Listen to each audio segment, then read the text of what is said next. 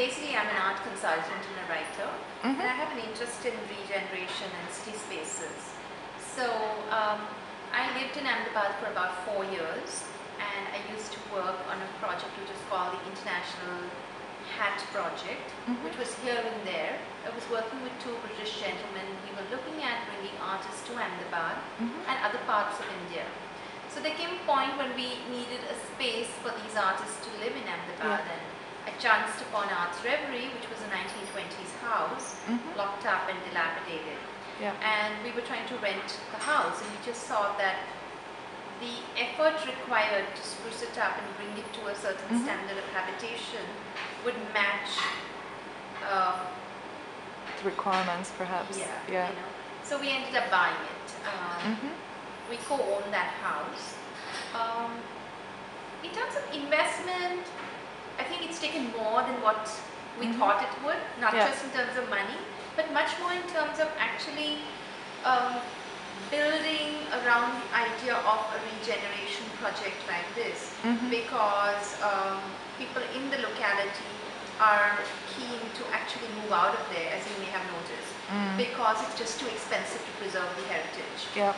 So Arts Reverie has been in existence for about 6 years now, and luckily for us, a team of Frenchmen who were part of an Indo-French heritage cooperation lived there before us, and they did the major restoration of the house. So what I've had to actually do is a maintenance and a certain amount of decoration.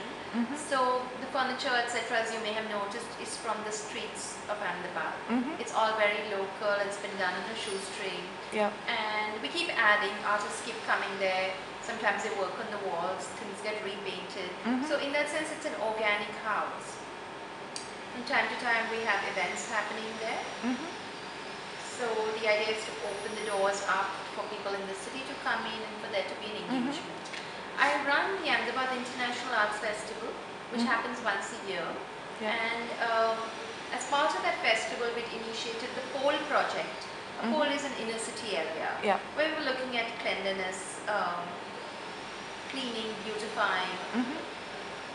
It's taken a while because it's just really hard to get that up and running, because you would do this one-off project and then things lapse again.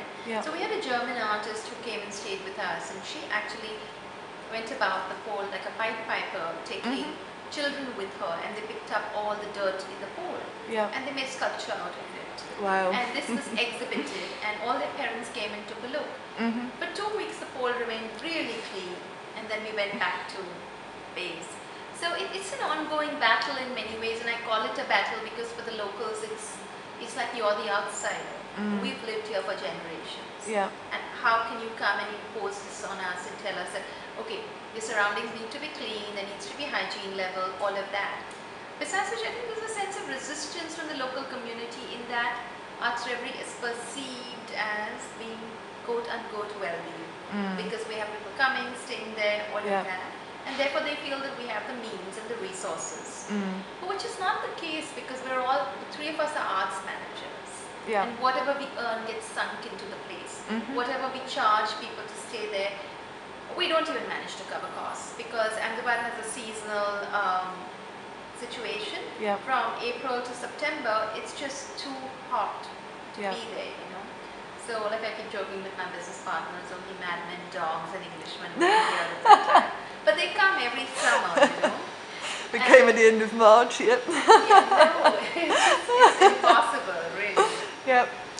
So, yes, one has been working around the idea of Arts Reverie and drawing attention to inner city areas and heritage.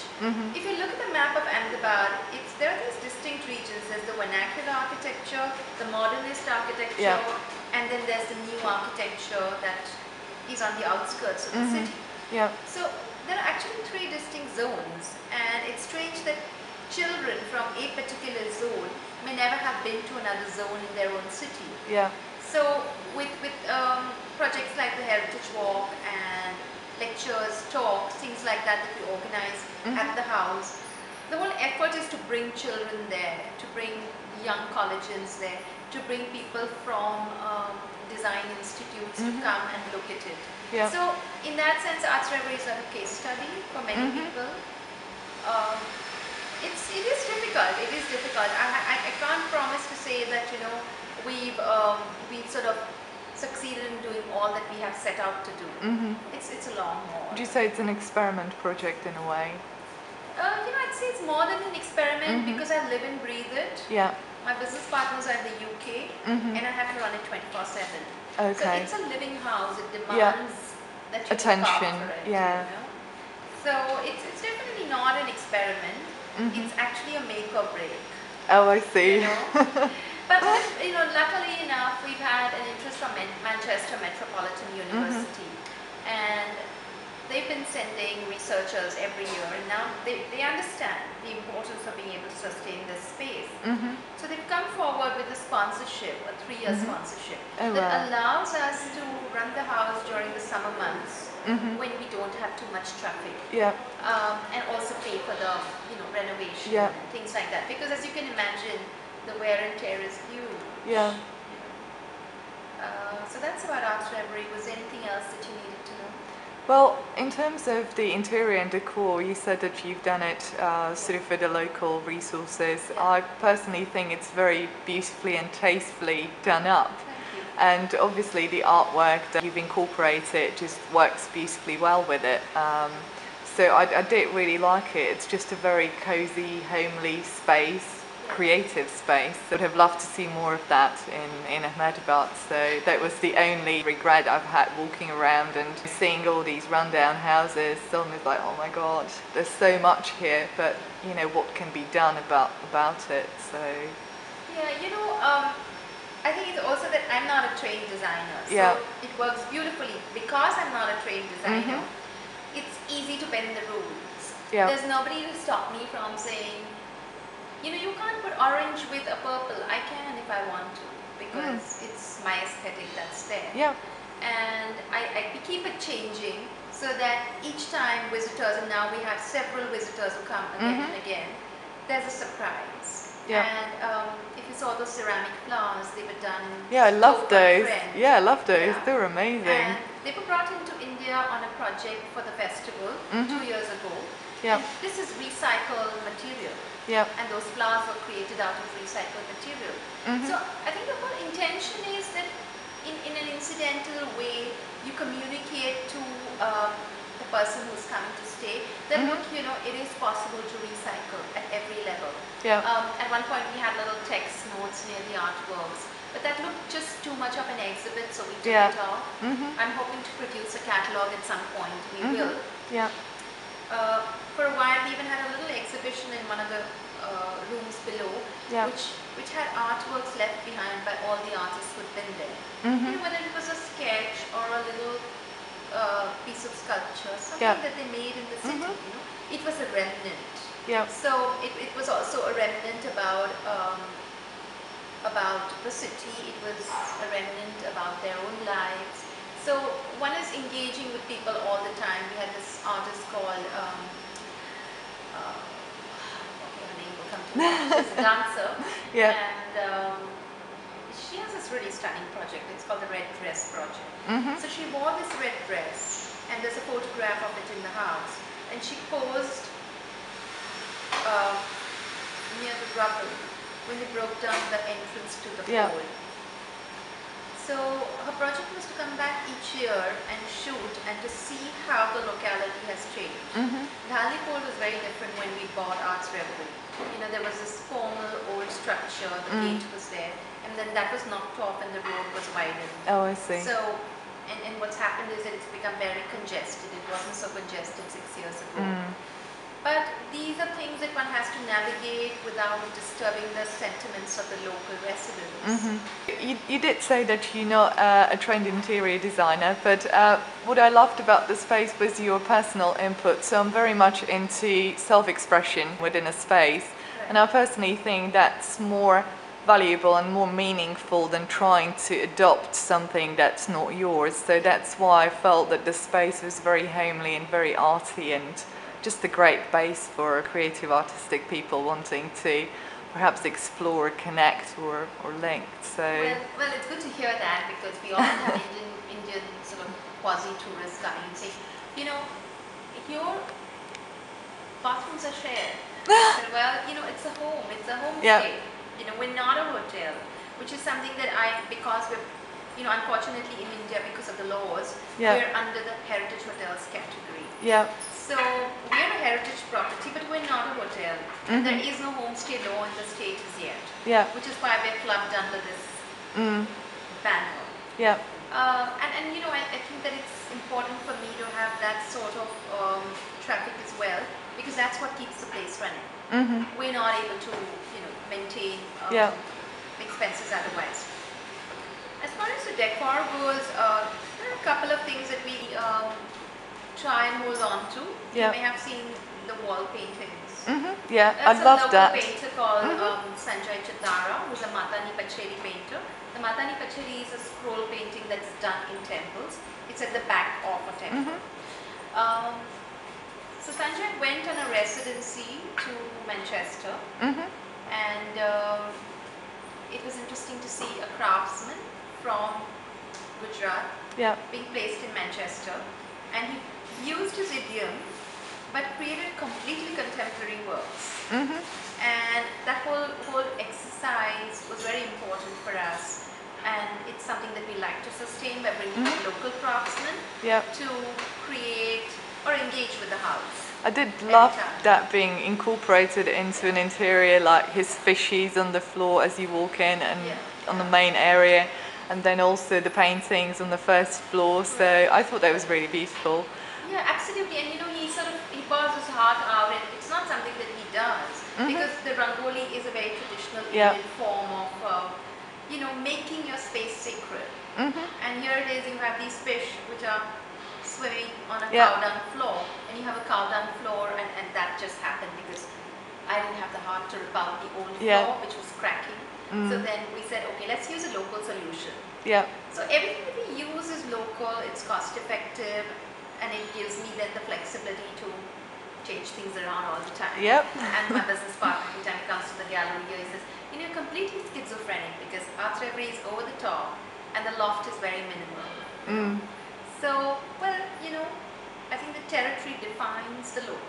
And we can't take away from the fact that Arts Reverie exists in the heart of Ahmedabad. It is a contemporary space, yet it is linked with its with arts and heritage and surroundings. Yeah, I mean, it was obviously almost like a hidden gem.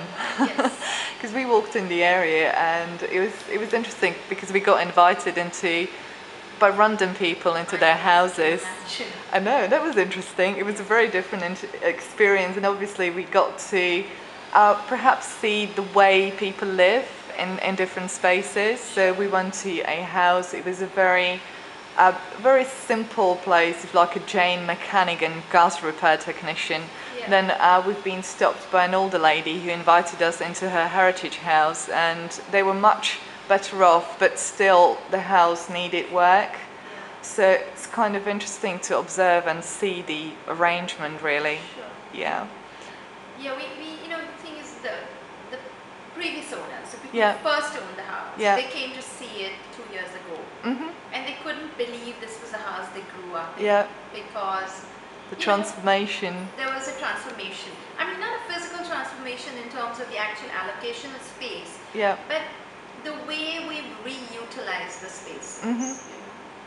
And so, of course, there are a couple of hybrid things in Arts Reverie, like that black and white tile right as you enter. And that's a new addition that the French guys just decided that they would have fun with. But so there are a couple of those things. But apart from that, we've tried to stay true to character. There's a lot that needs to be done, and I'm hoping to do it this year. Yeah. If I was to ask you, in terms of funding for projects like that, because I remember when I spoke to Jagdeep, he mentioned that it was really difficult to get the loan for a house which is a heritage house. So what is the current situation in terms of bringing Ahmedabad back to life, or bring these beautiful houses back to life? Dagmar, I should put you in touch with the Ahmedabad Heritage Cell. because they've been running this cooperation with the French government for a while, Yeah. which has now lapsed, and I think there's a new cooperation with the Spanish government. When the French were here, a lot of work was done. Yeah. The signage that you see in the Halni pole Yeah. was done by them. They had worked with the government to come, the local government, to come up with a agreement which allowed homeowners to take a loan at a subsidized rate from the banks. Yeah. We ourselves haven't taken any loans. Yeah. It is a lengthy and tedious process, and ultimately perhaps not viable, because there is no commercial value with these properties. You know? Really? I mean, people keep saying that, you know, oh, it's appreciated so much and it's so expensive, Yeah. which is wonderful. But it's not a notional appreciation. I'm just trying to understand why these houses are so badly run down, because they're of a great value and they're beautiful, but it's low income, right? People who Yeah. live in them don't have the means or the resources to be able to Yeah.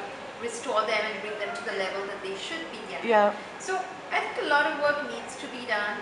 Sure, over the last 4 years, maybe 5 or 7 people have bought new houses, and there are people with resources who manage to dress the houses up. Yeah. But beyond the point, if your neighbors are all going to be at this level and you're going to be at that level, It's this sort of difficult. defeats the purpose, you know. And there's a lot of work to be done. Yeah. And I don't know where to start. Really. So you're saying it's really a challenging It task. is very challenging. It is very challenging. And one has been working with it for a long, long time. Yeah. But one can try, one can keep trying. Okay. Now, if you were to tell me a bit about the Indian artists, so you do say that they do come to Reverie. Is there there's a particular time of the year that they would come? Do they use this space as a creative space, or do they mainly use it for connecting with other artists and exchanging ideas? Or you know, my business partner runs a project called the Design Project. And what he does is a group of English artists will come down and then work with local craftspeople. Okay, so it's like a cultural exchange between different countries. Yeah. So that's one part of it. The other part is that we find that Indian artists, when we used to have sponsors for a residency, they would come and work there. Yeah. We had a Bangladeshi artist come and work there. So we provide the project management where we hook them up with partners and other people in the city. Yeah. So the place functions as a straightforward residency space. Yeah. Some people leave information, some people don't. But because in the season the traffic is so high, it's difficult for us to keep notes of everybody who's been there. You know, there have been some very famous architects, there have been Turner Prize nominees, all kinds of people come and go, and I'm not there all the time. You know, like Bernard Cohen, right? One day I get this call saying Mr. Bernard wants to talk to you. So I said, okay, I'll put him on and tell him. Oh, okay. Yeah. So he said, well, I came here because I wanted to study what happens when I actually live in the inner city area. So, you know, these are the sort of, let's say, happy surprises that make it all. No, that's amazing. Yeah. And rewarding as well. Absolutely. Very rewarding.